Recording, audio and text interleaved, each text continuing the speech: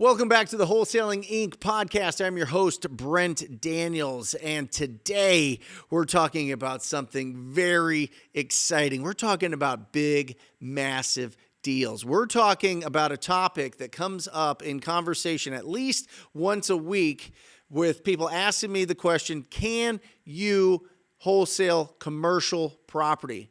The answer is yes, and we're going to break that all down with Hanifah Brown. Check this out.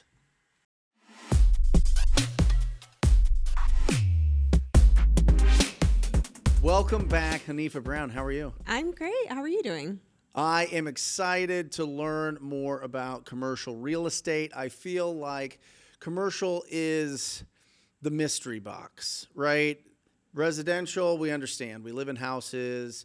We buy and sell houses. We understand what realtors do. We understand that.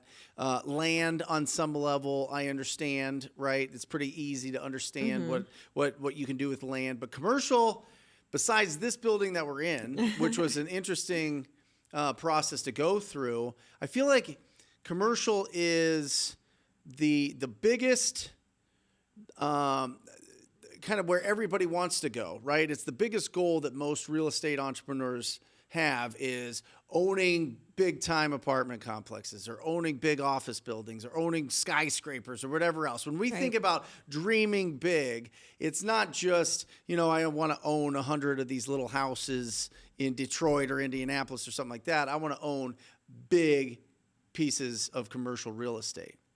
Like, why is it so... is the information out there kind of like guarded? Are people kind of not telling us the full story about commercial?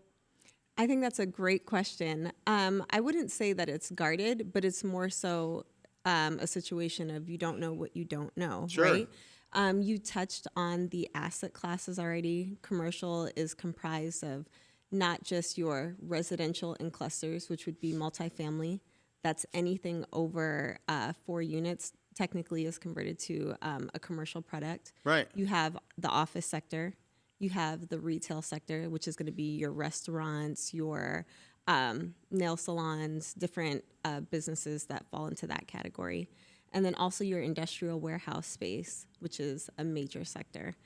And then you have land, right? So depending on what you do with the land and how you convert that, it could be used for either residential or commercial, depending. Now, when I bought this building, it was an interesting process, right? I had to put more down than I'm used to for residential.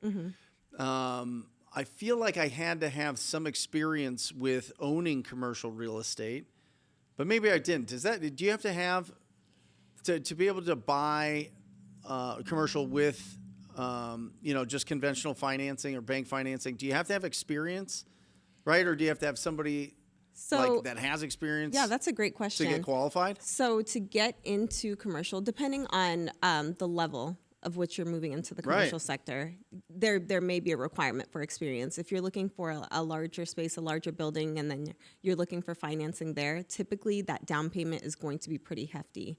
So they're definitely going to be looking at assets and then, like you said, your experience, because they're taking a risk at that point, right? Sure.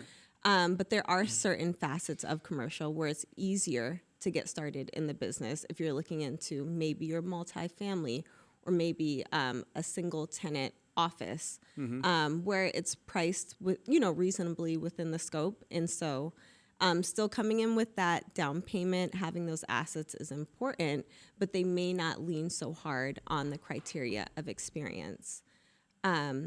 Also taking into consideration that one way to get into the commercial sector would be through real estate investment trusts, so REITs, right?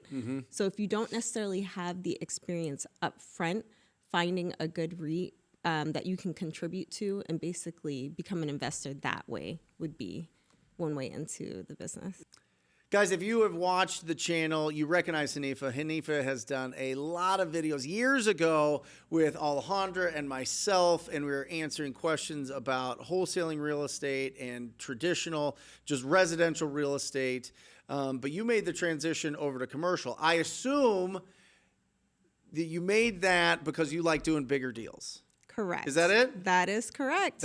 Was that always the plan? Well, it's about scalability, right? Yeah. After being in residential for so long, it's like, okay, how can I take this to the next level? Sure. I wanted to learn the development side of things and getting my feet wet on the commercial side, understanding that product, the asset classes there was important for me to fully encompass the bigger picture of Why development. So when it really, really piqued my interest was right when that boom hit in 2020. Yeah. When we saw a surge. I mean, Arizona, Phoenix specifically, has been on the watch list for a while in terms of population growth. But we really, really saw an expanding trajectory during that time. And so I was in a position like all the other realtors where we're fighting, right, to get these offers accepted. And so it just sparked an interest in my mind. I'm like, why am I fighting on this side? Like, I want to be on the demand side, right? Like, there's going to be a demand for more product. Historically, I mean, we've been behind in terms of the amount of product available on the market versus the demand. But isn't the big thing with commercial is, oh, the sky's falling. Nobody works in offices anymore. All these buildings are empty. I mean, you've got the tallest building in Arizona, which is the Chase building downtown, that I think it's pretty much all empty, if not like 80% of it is empty. So, I mean, when everybody's going, oh, doom and gloom with commercial, you're rushing in? That sounds crazy.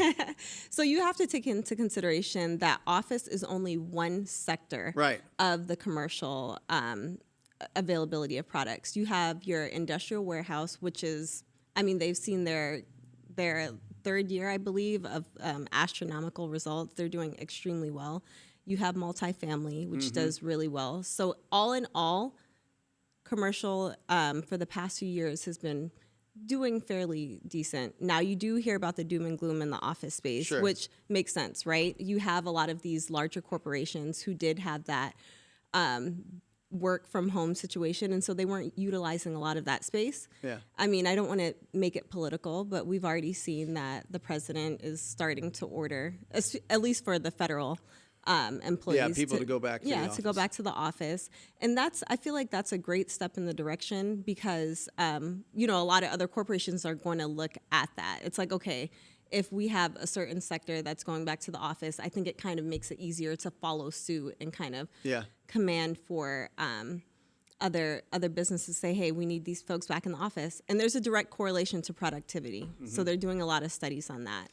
Just to get weird here for a second, AI, right? They're like, oh, AI, it's the computers are going to take over. They're going to take all these jobs. There's not going to be as much office space. And then I saw a report that they actually need more space to replace where people sit with servers. Right. Isn't that insane? Right? Yeah, no, it's So, I mean, they still insane. have that. And something that I always think about, Hanifah, is I think that I looked at a report in the Phoenix Business Journal, and I think only 9 to 11% of the zoning in Maricopa County here is, and this is pretty similar around all the major metropolitan areas, is actually zoned commercial.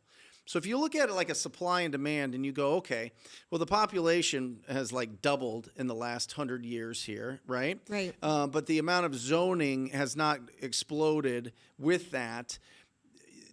One would say that if you hold commercial longer, it's going to be more valuable than residential. That's correct. Is that right? That is correct. And then one other aspect, that's a great point. Another reason why commercial is great, just to spin off of that, is you do have the ability to a certain degree to force appreciation versus your residential aspect where you're going to look at appreciation over time based off inflation, based off of the local economy.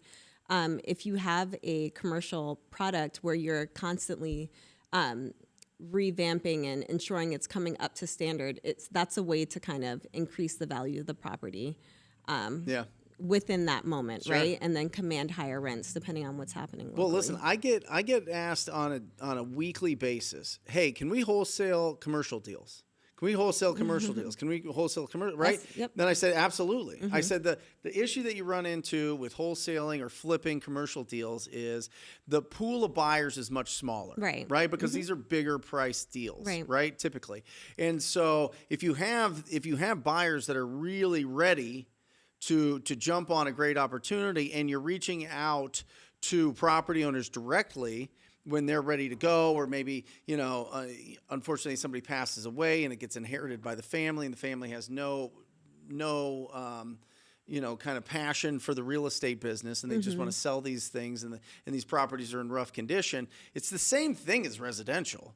It's just the pool of buyers is much smaller, and typically that pool of buyers is not going to be coming in all of their cash just sitting in an account. They're going to be coming in with a creative offer, Yep. and or they're going to be coming in with bank financing. Exactly. And so it is different, and the values of commercials based on the income. It is. That's correct. Right? Yeah, exactly. So let's just speak right now to the audience that goes, hey, Hanifah, do you have buyers? If I went and found an off-market commercial deal, do you have buyers that you could sell this to? Absolutely. Right. Absolutely. Yeah. Okay, so connecting with really good commercial agents wherever you're at in the country is important if you're going to go with this strategy. That is the most important thing, is really understanding who the brokers are who are moving product in the space. I think it's a little bit easier on the residential side to say, okay, I'm not licensed. Let me look into this and maybe pick up something as an investor. But on the commercial side, it would behoove you to lean on a broker for that, to be that resource of knowledge.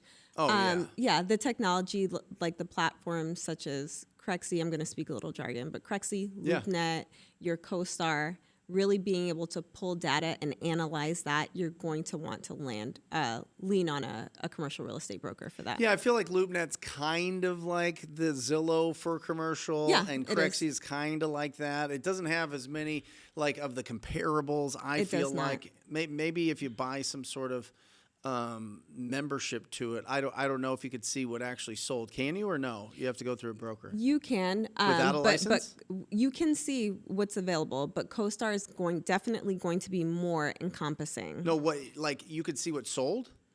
On LoopNet, no.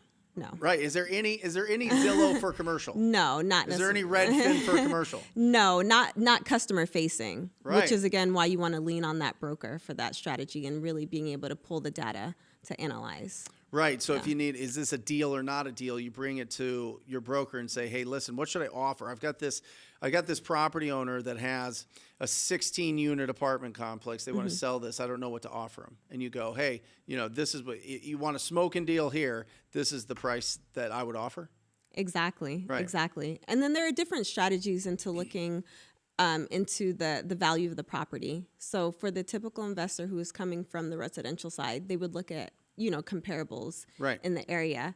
It doesn't necessarily work that way in commercial. There are times where that does work if you're looking at certain multifamily properties. Sure. But if you're looking at a retail space, for example, or maybe some type of warehouse, you're going to want to rely on certain data, such as the income for that business coming in. Sometimes how does that work? So I'm looking at a building and it's destroyed.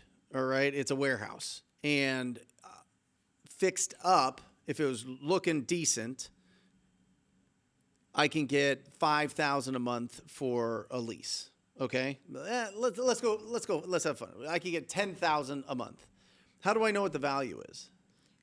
So again, relying on the broker, right? So there is a way to do an analysis based off of comps in the area, but then also understanding, you have to know what the cap rate is, right?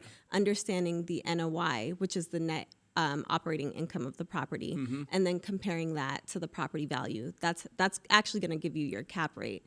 And understanding that aspect of it, that'll give you more information as to whether it's a good deal or not. Right? But I don't want to understand any of that. I just want to go and have a conversation with people that have rundown commercial buildings, and then just bring it to a good broker, and they go, hey, this is what you should offer? That's my point exactly. Won't the broker steal it, though? Won't the broker then call up and be like, hey, I heard you're selling this. No. There's a risk there, So though. there's a risk in everything, right? Right. But the whole idea is that the broker is working on behalf of you as their client. Right. And there is a way to sign an agreement, and as long as you build up that relationship of trust, like I said, there's a risk in everything. I don't know if I've necessarily. I feel like my experience with commercial brokers is this: your first 5 years in commercial, all you're doing is hammering the phone all day. Yeah. You're calling the property owners. You're trying to talk to the buyers of this. I bought this building, and boom! All of a sudden, I'm getting text messages, emails, calls from every broker that works in this area. Right. And they're like, "Hey, do you want to sell? Do you want to sell? Do you want to sell?" They're trying to build that relationship over time to someday do that. Right. That's why I think it's an interesting competition that you work with if you're not a commercial broker, if you're just somebody that's transitioning from residential wholesaling to commercial wholesale. These people have had a tremendous amount of calls. Right. They've had conversations with people. Now it's a timing thing, but a lot of the brokers are not afraid. You can't be afraid of the phones. No, you can't in be commercial afraid real of the estate. phones. Exactly. Right? Yep. And so that is the concern, is like, wait, they might have already talked to this person. You know what I mean? And what does that mean, right? It's a numbers game, right? You have to understand that being in front of the person constantly, whether that's through mailers, kind of like the same strategies on the residential side, through mailers, through contact, right? But also having that wealth of knowledge. Sometimes it helps to be able to provide information to clients, just for the sake of saying like, hey, this is what's available. There was a sale in your neighborhood around this time. Maybe you should look at that. I know you have a property located here, because you're creating value for that person. So yeah, there are different strategies. Well, listen, I mean, if you get a name, address, phone number for somebody that has a property that needs significant investment, whether it be residential or commercial, that's really all you need, right? To really start building some momentum and building your pipeline, and see if they would consider an offer, and see if they've made the decision to sell that property or not. And then what you're saying is, instead of like just trying to run the comparables like we do with a deal machine or a prop stream or a Zillow or the MLS, you really need to get access to a broker be able to understand, because there's a lot more nuance to it. There's a lot more understanding what is the potential of this building, because that's really what the bank's looking at. Yes, they're looking at comparables that are the same asset class, but really they're like, it could be different. You could have a building that is way more valuable because you can get way more in rent. Exactly. Right? Exactly. It's income based. Yep, exactly. There's a cost value approach. What would you suggest? You're talking to somebody that maybe has a year or two or three in maybe wholesaling real estate, maybe flipping real estate, maybe being a real estate agent. What asset class would you go after, commercial-wise, that you think is a good way to just kind of build the foundation and a little bit of experience, and it's not as tricky as something else? What's the least tricky and the most tricky when it comes to commercial? Yeah, I think that's a great question. And if you're coming from the lens of someone who is a realtor prior to, or has a little bit of experience investing, I think the easiest way in would probably starting with a multifamily asset class. Up to how many units? I mean, so it depends on the level of experience that you have, in addition to at that time, like what you're able to do in terms of investment, right? Like you have to be wise with your money. It has to make sense financially. Sure. But also remember that this is something I mentioned previous. Once you get beyond 4 units, you're moving technically into the commercial asset class. So if you have 5, 6, 7, 8, 9, 10 units, and then you have that experience, that's definitely going to be the easy way in. And then looking at it from the perspective of asset management, the benefit there is you're managing one property, or you have a property manager who manages one property versus managing, 10 different single-family residences, which could be a complete headache. Yeah, one of my heroes, and it was a book that I read way back. It was called Real Estate Riches by Dolph DeRoos, and Dolph lives here, just at the Biltmore, and he's phenomenal. And he talks about, hey, listen, commercials, you're not putting kitchens in every unit. You're not like, and he likes office. He likes strip malls. He likes airports. He likes these type of assets. And he's just talking about the way that he looks at it is the least amount of plumbing that goes in a building, the better. No, right? this is true. This is true. I mean, that's something that we're seeing now with the office product. You kind of mentioned that there's a lot of office that's been sitting vacant.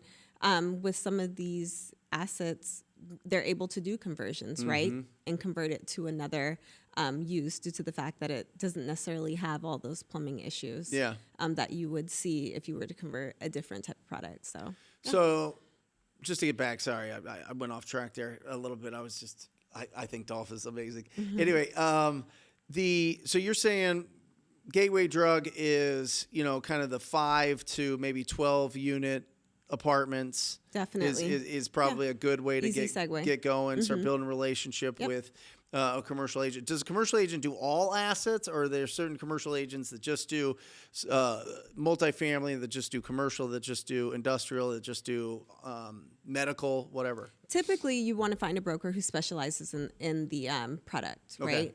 So there are brokers who specialize in industrial warehouse. There are specific things that, are specific to that class that really need to be studied, and you want someone who understands that when you're moving into that type of space. Medical is a whole different animal, right? Having certain power capacity and having a broker who understands that, right? Yeah. Again, with multifamily, that's completely different. So having a broker who specializes is definitely very important. How do you find that? Me. Well, I mean, the people that aren't in Arizona, the people that are around the country, they want to do a 12 unit in whatever, Green Bay, Wisconsin. Yeah. I mean, it's easy to go on LoopNet for starters, right? Yeah. If you want to be very simple with it starting off, LoopNet is the consumer-facing technology for CoStar, right? Yeah. They're created by the same company, but it allows the consumer to get a little bit of data and kind of research their local market to see what's available. And it'll have broker information there. So you'll be able to find a local broker that way. I got I have a friend, John, that flips commercial. He does a pretty good job, and every few years, Okay. Yeah, exactly. And he'll go find a building that's in pretty rough shape. He'll make it look good and modern, and open it up, kind of stabilize it over a few years, and then flip it. Right? When you're working with when you're going after like a wholesale deal, and you want to wholesale to somebody like John. What are the numbers look like? You know what I mean? Like you have to understand what it'll sell for in a few years. Right. Which feels very heavy. It feels like that's a long way away. You never know what's going to go on. You don't know what's going on with inflation or the economy or interest rates and all those things. So I assume that commercial flippers are more conservative. What do you think? Maybe I'm crazy. I have no idea. No, I would say that's an accurate statement. But then you also want to take into consideration that, I mean, just like the stock market, different investors have different risk appetites, right? And so looking at commercial, what's really going to be important for the most part is understanding where someone wants to be with their cap rate. And so the higher the cap rate, the more risk involved. And the lower the cap rate, the less risk involved. So basically what that means is if you have a higher cap rate, you're probably going to have maybe you're less of like a credit tenant. But there also may be the opportunity to make more money in terms of doing a forced appreciation, right? Providing more improvements to the building, so that you can create the circumstances so that you can get a better tenant in there or someone who's willing to pay a little bit more for the area. Yeah. So this building right here next to me has been empty forever, and it's ugly and it's old. What are they doing? You know what I mean? Like someone who doesn't want to sell, they just want to sit on. Is that what it is? I mean, it's just, and they don't want to lease, and they don't want to improve. I mean, I feel like there's a few buildings in this area that are like that. Are these just independently wealthy companies that are, or are they just planning to exit It depends. From appreciation or whatever else. I feel like the longer it sits empty. I mean, there's people that walk down the canal and are like living, in these areas, and the police are here and they kick them out all the time. And it's like, why aren't they selling it, or why aren't they fixing it up, or is it just it's just an asset on their kind of balance sheet, and they just don't mess with it? So What's happening? Think that This is crazy. No, it is crazy, but that's a great observation, and Can you sell that, please? I'll look into it for you. To be honest with you, I feel like that's a deeper question than maybe you may have realized on the onset, because there's a direct correlation to these owners who are willing to sit on a property like that. It's like, why aren't they selling? Right. So the big stigma has been around commercial real estate necessarily not doing so well over the last few years. But if you look at the data consistently, and you kind of remove the numbers from office, because that is a specific situation. Yep. Commercial real estate has been doing fairly well, generally, Yeah. if you remove that data. It's just office that's taking a hit? It is office primarily, and for a specific reason. But if you take into consideration that the market and what's happening with these property owners basically tells you, it pretty much dictates like the real situation, right? So if you have these owners that are not willing to sell, what does that tell you, right? Like it's not doing that bad. You have a lot of people who are coming in who are wanting to invest, and so they're lowballing, right? Because that's the name of the game.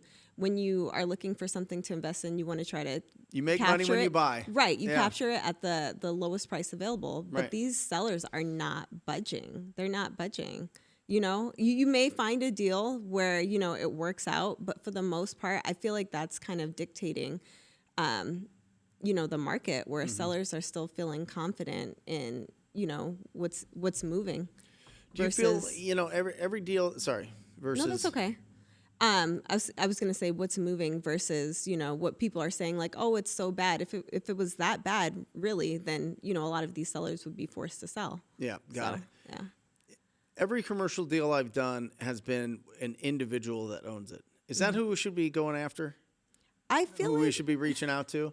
You know what I mean? Like I've called, I didn't mean to, but it just happened. I'd call like these big, property management companies, or these big REITs or whatever, and they want nothing to do with it. They don't even know what the property is. They don't know what I'm talking about. They don't care. It's somebody else's department or whatever else. Yeah. And so I don't really get to talk to any of the decision makers. Right.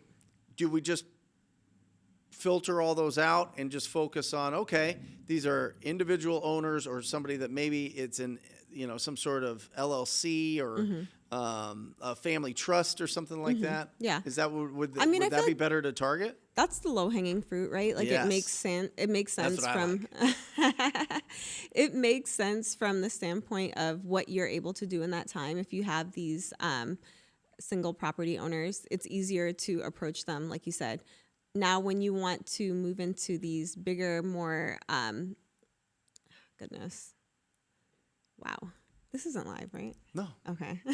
Now, when you want to move into these larger scale opportunities, then again, this is something that you absolutely want to rely on that broker for, because of the contacts that we have and the rapport that we've built with these companies. So, but it's still certainly doable.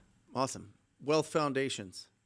Wealth Foundations. So I'm glad you brought that up. Yeah.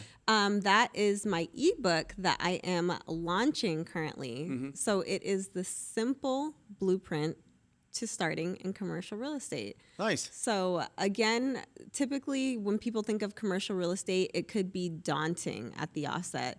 There are a lot of people who invest in single family commercial real estate, and they've never really thought or considered that they could possibly own something in the commercial sector. So for those guys and gals who are currently in the market of investing for single-family residences, maybe it's something that you should consider, maybe looking over here and saying, okay, if I'm able to, find success in this sector, maybe there's something or an opportunity for me here. And then it just kind of gives the blueprint for where to start and how to get your feet wet. Yeah, I love it.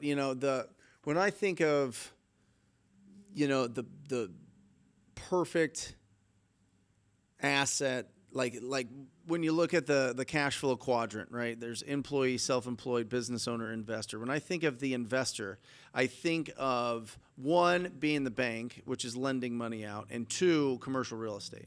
I do. I would rather own one huge complex. That is the idea. Or a bunch of warehouses or something. You know what I mean? Yeah. That's just super easy to manage. You don't have a tremendous amount of tenants. Maybe if you're doing like a apartment complex, but you got property managers on site doing that. That's the end game. Exactly. You know what I mean? And then you get something like that, like either paid off, or you get it down. You get that debt paid down to where you could pull some equity out and then go buy it some more, and then get twice as many of those properties, sell half of them, pay the other half off. Exactly. I mean, that's real. That's real cash flow. Exactly. And that's another great point. Looking at the cash flow, I feel like that's going to be critical on this side of things. I know sometimes it's easier in other aspects of real estate to say, okay, I'll rely on the appreciation over time. But looking at cash flow, especially in the commercial sector, that's really where you want to put your attention as an investor. What are you going to buy? What gets you excited for cash flow, for that? You know what I mean? When you're looking at, because you got into commercial for a reason. Yeah. Right? You were doing luxury houses, luxury houses, now to commercial. Yeah. You like doing the bigger deals. Yep, the bigger deals. I like because mixed use. because bigger deals means excess income to actually go buy assets. Exactly. Right? And so what do you like? I like mixed use. Okay. Yep. What does that mean? So mixed use could be a little bit of your multifamily, but then it also has a business component. It could be retail below, mixed into that structure. So, I mean, if you're looking for diversity, I feel like that's the way to go. Awesome. And that excites me. Awesome. Yeah. Hanifah, how can people get the Wealth Foundations ebook? Excellent question. Go to wealthfoundationsebook.com and you can go ahead and make your investment into your, start over. Yeah. Okay. I've been talking too long. You're good. Okay. Can you ask me the question again? How do we get the Wealth Foundations ebook? Great question. Yeah. Go to wealthfoundationsebook.com. And that's easy. Yeah. And you can take that route and make the investment into your future directly. Cool. Yeah. And then people reaching out to you, people want to buy commercial real estate or talk more about commercial real estate. Is it something that if they're out of state or if they're in state, is it more just Arizona? I'm licensed in Arizona and Florida. Oh, awesome. Sunbelt states. We got a lot of people, a lot of rhinos, a lot of people that are doing amazing things in both states. Yep. So, how do they? What's the best way to reach out? Reach me at HanifahBrown.com. I'm on Instagram, Facebook, LinkedIn, but HanifahBrown.com is my website for direct inquiries. Yeah, we'll put all the links down below, guys. Awesome. So yeah, good to thank see you again. so much for your time. You disappeared for like years. Now I know what you've been doing. Yeah, so good to see you. Great seeing you. Thanks. You. That is it, guys. If you are interested, listen. I think the end of the road, where the real big players play, is commercial real estate, without a doubt. And so being able to, I don't want you to get distracted if you're just starting on your real estate journey, but as you're looking forward, I think we all have those big goals of having that big passive cash flow, and it's staring us right in the face. We all know it's going to be from commercial real estate. So start educating yourself a little bit. Don't get distracted. But if you're at that point where everything's running and you've got a really good business and you've got the residential side down, start getting your toe into the water of commercial and learning it, because the faster you learn it, the faster you can get to those deals and get really good deals. And that's when the long-term asset, building those big assets, that's where that happens. Because I'm telling you, I think it's the classic, 4 green houses to a red hotel. And so the red hotel is where it's at. That is a great analysis. So, that is it, guys. Thanks for joining us on the podcast. I'm Brent Daniels, your host, and I encourage you, as always, to go out there and talk to people. Love you guys. See you soon.